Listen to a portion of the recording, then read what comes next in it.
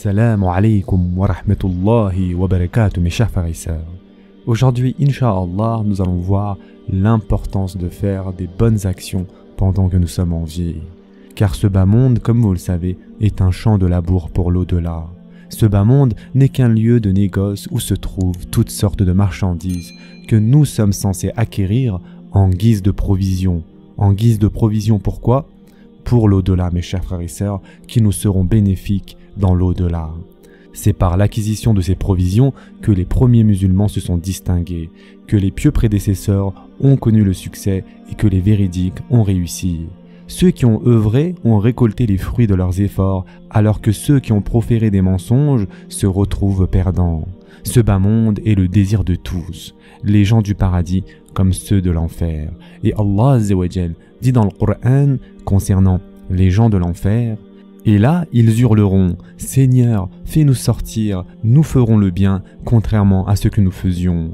Ne vous avons-nous pas donné une vie assez longue pour que celui qui réfléchit réfléchisse ? L'avertisseur cependant vous était venu.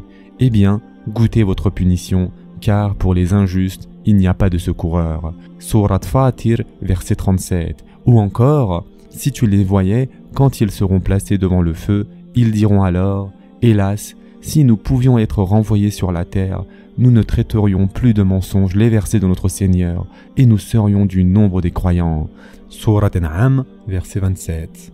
De plus, Ibn Mas'ud radiallahu anhu rapporte que le prophète sallallahu alayhi wa sallam a dit: « Les âmes des martyrs sont comme des oiseaux verts. Elles se promènent où elles le souhaitent dans le paradis pour ensuite se reposer sur des lampes suspendues au arsh, c'est-à-dire au trône.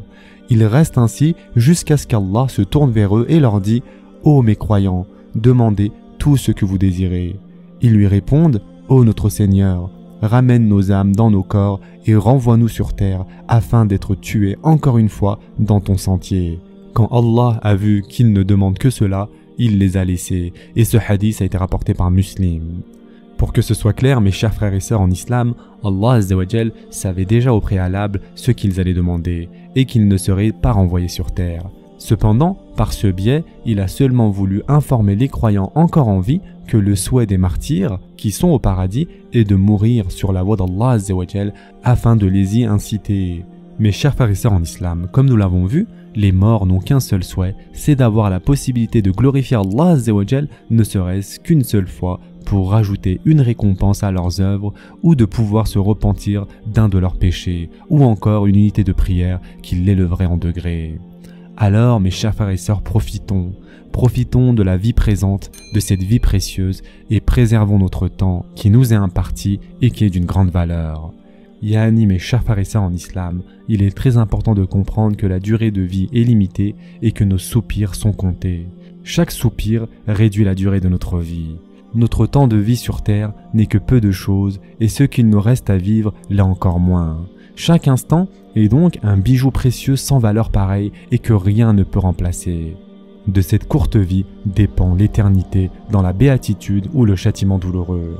Et si nous estimons donc le temps que chacun passe dans ce bas monde en fonction de l'éternité qui nous attend, nous saurions que chaque soupir équivaut à 1 million d'années dans une béatitude sans limite ou dans un châtiment éternel.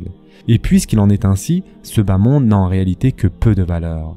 Ainsi donc, ne laissons pas passer les plus belles années de notre vie précieuse sans œuvre pie, et ne dilapidons pas notre précieuse vie sur des choses sans aucune valeur.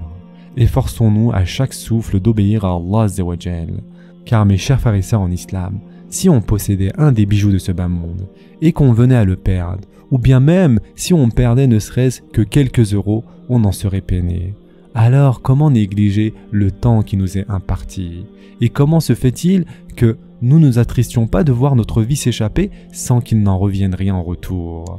Efforçons-nous donc de méditer de tout notre cœur sur les bienfaits d'Allah Azza wa Jal pour en être reconnaissants. Concernant nos péchés en demandant pardon, sur nos manquements en les regrettant, et enfin, imposons à notre langue de se rappeler d'Allah Azza wa Jal, de l'invoquer et de lui demander pardon constamment. Ce sera tout pour aujourd'hui.